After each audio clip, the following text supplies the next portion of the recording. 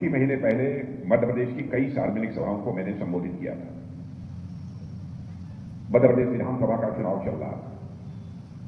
मुझे याद है जब मध्य प्रदेश का चुनाव होने वाला था तो बहुत सारे राजनीतिक विश्लेषक जो किसी राज्य अथवा देश में होने वाले चुनाव के संबंध में अपना विश्लेषण प्रस्तुत करते रहते हैं, समीक्षा करते रहते हैं, उन लोगों ने यह मान लिया था कि मध्य प्रदेश में इस बार भारतीय जनता पार्टी की सरकार नहीं बनेगी। एक शब्दावली है एंटी इनकम्बेंसी। लोगों ने कहा लोग बहुत नाराज हैं। बहनों भाइयों, लेकिन मैं आपके पड़ोस के ही राज्य उत्तर प्रदेश का रहने वाला हूं।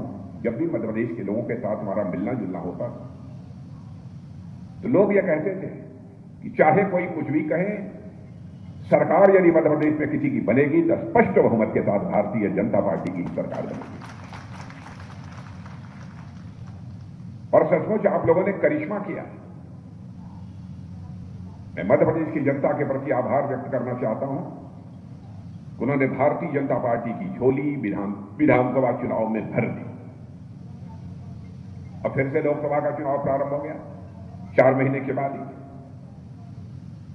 मेरा यह मानना है और हमारी पार्टी का भी यह मानना है, बार बार चुनाव का होना, कभी किसी साल किसी एक राज्य में चुनाव हो रहा है विधानसभा का, फिर दूसरे साल दूसरे राज्य में हो रहा है, कुछ ही महीनों के बाद तीसरे राज्य में हो रहा है। यह सिलसिला लगातार चलता रहा है आजाद भारत में। हम लोगों का मानना है कि यह सिलसिला बंद होना चाहिए।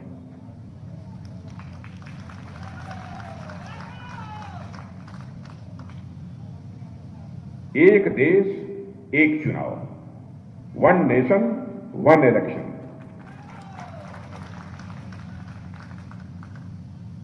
चुनाव कराना है तो चुनाव लोकसभा के साथ सारे विधानसभाओं का करा लीजिए।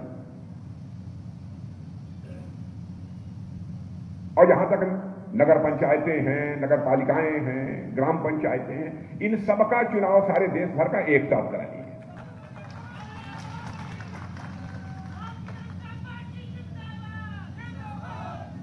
सारी मुसीबत समाप्त। क्यों हम आपका समय बर्बाद करें? क्यों हम देश का पैसा बार बार चुनाव कराकर बर्बाद करें? मैं समझता हूं कि कोई जरूरत नहीं है। और हमारे प्रधानमंत्री मोदी जी की सोच देखिए। उन्होंने एक कमेटी का गठन कर दिया हमारे भारत के पूर्व राष्ट्रपति आदरणीय रामनाथ जी कोविंद की अध्यक्षता में, और उन्होंने कहा कि यह कमेटी गंभीरतापूर्वक थारोली चीजों की स्टडी करके समग्र रूप से अध्ययन करने के बाद एक रिपोर्ट दे दे, एक देश एक चुनाव, वन नेशन वन इलेक्शन कैसे हो सकता है, कैसे कराया जाना चाहिए, इस संबंध में उनकी क्या ओपिनियन है, उनका क्या मत है। और हमारे पूर्व राष्ट्रपति रामनाथ जी कोविंद ने अपनी रिपोर्ट भी उन्होंने प्रस्तुत कर दी है। अब देखिए आगे फैसला इसका होगा, क्या होना है। अब इस समय तो उस संबंध में कुछ नहीं कहना चाहूंगा, लेकिन हम लोगों का विचार यह है, एक चुनाव एक देश, वन नेशन वन इलेक्शन, यह होना चाहिए। आप लोग सहमत हो, जो तालियां बजाइए तो मैं मान लूं सभी लोग। Very good. और मैं यह मानता हूं कि यदि एक देश एक चुनाव यदि होता है तो भारत का लोकतंत्र मजबूत होगा और यहां की जागरूक जनता भी अपने मतों का प्रयोग ठीक तरीके से कर सकेगी। और बार बार कभी कभी मैं देखता हूं कि राजनीतिक पार्टियां जनता को जो तरह तरह के प्रलोभन देने की कोशिश करती हैं, उनकी जनता की आंखों में धूल झोंकने की कोशिश करती हैं। कम से कम यह सिलसिला तो काफी हद तक कम हो जाएगा। खरीद फरोख्त का भी सिलसिला बंद होना चाहिए। मैं समझता हूं कि उसका समाधान यह है। और यह चर्चा यहां पर मैंने इसलिए की क्योंकि अभी 4 ही महीने पहले यहां पर लगभग 20 मध्य प्रदेश की सार्वजनिक सभाओं को संबोधित करने के बाद मैं आज फिर मध्य प्रदेश में आ गया और फिर अगली सभा करने के लिए भी सिंगरौली जाऊंगा, सीधी जाऊंगा। तो बहनों भाइयों, मुझे खुशी है कि मध्य प्रदेश की जनता ने हमारे बोलते ही वन नेशन वन इलेक्शन की बात कहते जिस तरीके से आप लोगों ने तालियां बजाई हैं, अब इससे मैं पूरी तरह से सहमत हो गया कि सारा देश चाहता है इस देश में वन नेशन और वन इलेक्शन होना चाहिए। मध्य प्रदेश का जहां तक सवाल है, मैं विश्वास के साथ कह सकता हूं, दावे के साथ कह सकता हूं, 2003 से हमारी भारतीय जनता पार्टी की सरकार, शिवराज सिंह जी लंबे समय तक यहां के मुख्यमंत्री थे और उसके बाद इस समय हमारे डॉक्टर मोहन यादव जी मुख्यमंत्री के रूप में अपनी जिम्मेदारी संभाल रहे हैं। और 2003 के पहले का भी मुझे याद है अच्छी तरह, उसके पहले मैं भी उत्तर प्रदेश का मुख्यमंत्री था। मध्य प्रदेश के बारे में लोग कहते थे मध्य प्रदेश बीमारू राज्य है।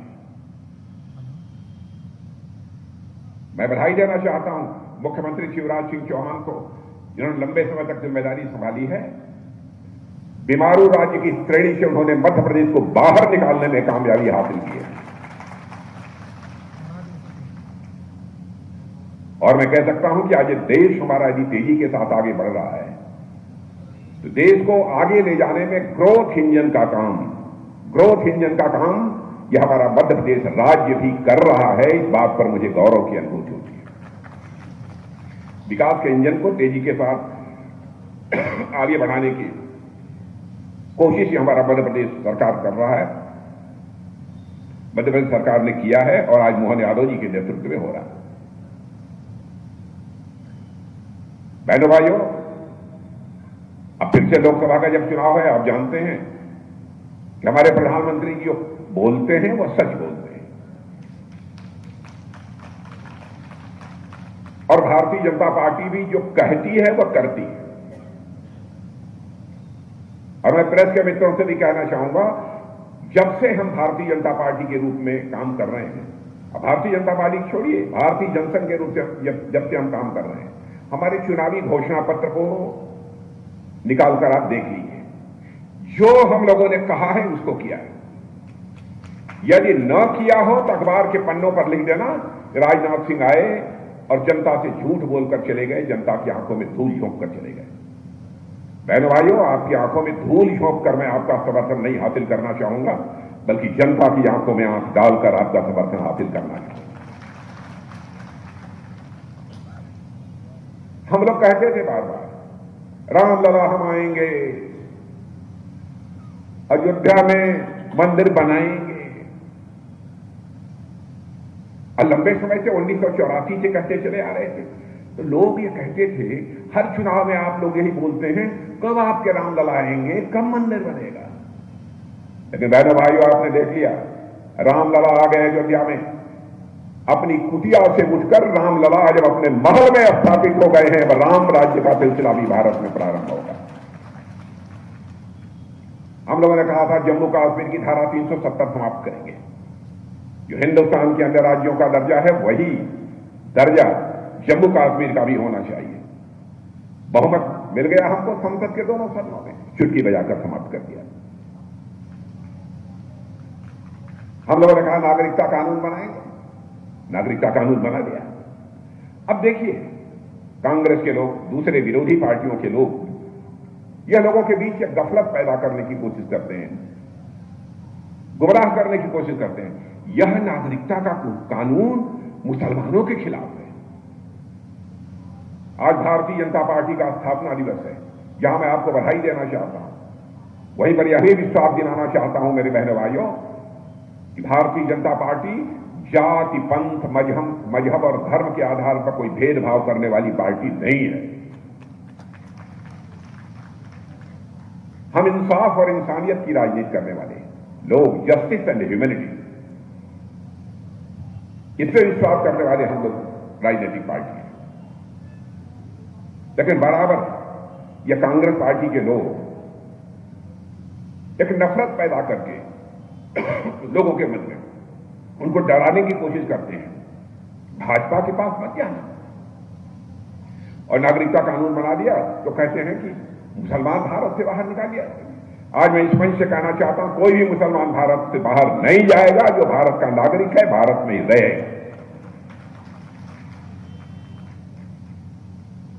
मुद्दों का काल है, विरोध पक्ष के पास मुद्दे ही नहीं है। ते जनता की आंखों में धूल झोंक कर, जनता को गुमराह करके ये उनका समर्थन हासिल करना चाहते हैं। बहनों भाइयों, यह फैसला आपको करना है। क्या इसी राजनीतिक पार्टियों को यहां पर चलना चाहिए? लेकिन आप लोगों ने काफी हद तक सबक सिखा दिया है कांग्रेस को। लंबे समय तक हिंदुस्तान में उन लोगों ने हुकूमत की है, सरकार बनाकर जनता की सेवा नहीं की है, बल्कि हुकूमत की है। सेवा करने वाली सरकार यदि कोई आई है तो हमारे प्रधानमंत्री मोदी जी के नेतृत्व की एनडीए सरकार आई है। हम सरकार केवल शासन चलाने के लिए नहीं करते, हम सरकार बनाते हैं तो जनता की सेवा करने के लिए हम सरकार बनाते हैं। काम क्या क्या हुआ है, यदि मैं इसकी चर्चा करूंगा तो बहुत लंबा समय लगेगा, बहुत लंबा समय लगेगा। अब जैसे यहां लोग बैठे हैं, जिनके पास कच्चा मकान रहा होगा, मैं दावे के साथ कह सकता हूं शायद ही कोई बचा होगा तो उसको भी मिलेगा। शायद ही ऐसा कोई बचा होगा जिसके पास कच्चा मकान रहा होगा, कच्ची छत रही होगी, उसको पक्का मकान न मिल गया। इतना ही नहीं, हमारा प्रधानमंत्री यह भी सोचते हैं हर घर में हमारी गरीब माताओं बहनों को पानी लेने के लिए घर से बहुत दूर न जाना पड़े, घड़े पर घड़ा भरा हुआ पानी का लेकर अपने घरों को वापस आए।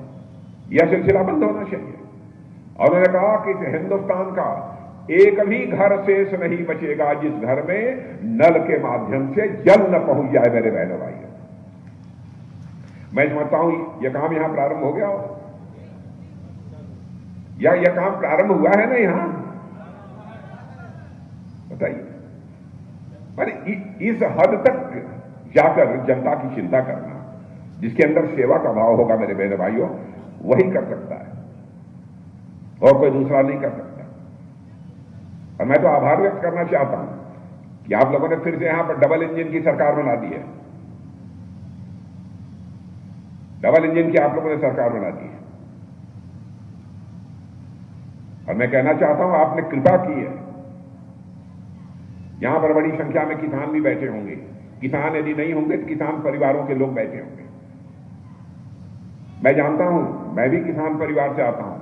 धान, गेहूं, राई, जो कुछ भी पैदा होता है, कभी कभी यह होता है कि ज्यादा जब पैदावार हो जाती है तो उसकी कीमत कम हो जाती है। जितनी कीमत किसान को मिलनी चाहिए वो नहीं मिलती है। जानते हैं हम लोगों ने क्या सोचा है? बहनों भाइयों, तय कर दिया है हमारे प्रधानमंत्री ने 1.25 लाख करोड़ रुपया। 1.25 लाख करोड़, 1 लाख नहीं, 10 लाख नहीं, 100 लाख नहीं, 1.25 लाख करोड़ रुपया। तो ये आपके समझ में ना आता तो घर में जाकर बच्चों से पूछ लेना कि 1.25 लाख क्या होता है। 1.25 लाख करोड़ रुपया सारे देश भर में खर्च करेंगे और भंडारण की व्यवस्था करेंगे। यदि हमारे किसान को उसके उपज की उचित कीमत यदि नहीं मिल पा रही है तो अपना वह पैदा हुआ अनाज ले जाकर भंडार में रख दे, थोड़ा पैसा वहां से ले ले, घर का कामकाज चलाए, और जब कीमत बढ़ जाएगी तो ले जाकर बाजार में उसे बेच दे। यह चलेगा कि नहीं चलेगा? और इस प्रकार की सोच 55 वर्षों तक इस भारत में कांग्रेस पार्टी की नहीं रही है। यह सोच यदि किसी की हो सकती है, जो सेवा भाव से राजनीति करेगा उसी की हो सकती है, और यह सोच यदि किसी की है तो भारतीय जनता पार्टी की सोच है। मुझे जानकर खुशी हुई, बहुत सारे लोग मध्य प्रदेश में ऐसे थे जिनको जमीन पर जाकर जोत लेते थे, लेकिन स्वामित्व का अधिकार उनको प्राप्त नहीं था। लोगों के घर बने थे लेकिन मालिक नहीं थे, वो घर को बेच नहीं सकते थे, स्वामित्व का अधिकार नहीं था। प्रधानमंत्री स्वामित्व योजना के अंतर्गत 20 लाख लोगों को मध्य प्रदेश में मालिकाना हक दिया गया है। कल्पना कर लीजिए कि सारे हिंदुस्तान में क्या होगा। छोटी छोटी चीजों की तरफ ध्यान यदि किसी ने दिया है, जमीनी राजनीति करने वाली हिंदुस्तान की इकलौती राजनीतिक पार्टी भारतीय जनता पार्टी ने किया है मेरे मित्रों। और मैं आपसे कहकर जाना चाहता हूं, गरीबों को हर मुसीबत से बचाना यही है मोदी की गारंटी। गरीबों को हर मुसीबत से बचाना यही है मोदी की गारंटी। और भारत तो तेजी के साथ आगे बढ़ना। आप लोग mister police inspector, B commerce,